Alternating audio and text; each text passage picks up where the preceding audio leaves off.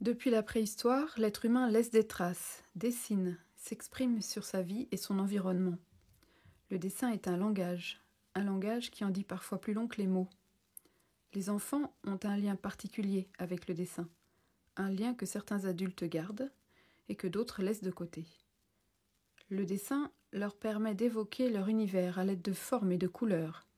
Il est une entrée sur la représentation de leur monde, une façon de dire les choses quand les mots ne trouvent pas leur place ou que la conscience n'est pas prête pour les utiliser. Le dessin permet d'aborder des espaces qui se situent aux frontières du conscient et de l'inconscient. Il nous met en contact avec des zones de notre psyché qui touchent à notre vie intérieure, à notre monde sensible. Par exemple, nos ressentis, nos émotions, nos sentiments, nos tensions internes, nos sensations. Et dans ces espaces sont emmagasinés des souvenirs personnels ou familiaux. Et certains souvenirs peuvent laisser des empreintes qui pèsent sur l'enfant, sa famille et son environnement. L'expression de ces mémoires est libératrice et le dessin y aide beaucoup. Dans ces espaces se logent aussi des émotions interdites, car elles sont violemment jugées. Ces émotions peuvent s'accumuler et s'accumuler encore jusqu'à ce qu'elles explosent au travers d'actes débordants comme les bagarres, les destructions, les crises d'angoisse ou de larmes. Le dessin permet de les exprimer et de les évacuer avant qu'elles ne deviennent trop envahissantes. Par le dessin, on peut aussi utiliser l'imagination créatrice et stimuler des énergies positives de l'être humain.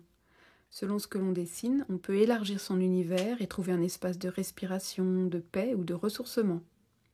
C'est par exemple très apaisant de dessiner des éléments de la nature, un beau paysage, un arbre ou des lotus.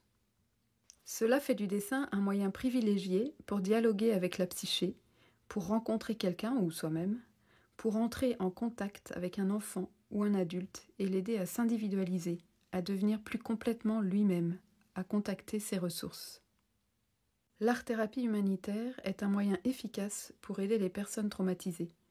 Elle leur permet d'exprimer, de reconnaître et d'évacuer les émotions résiduelles, des émotions lourdes et chargées de souffrance qui stagnent dans leur univers psychique.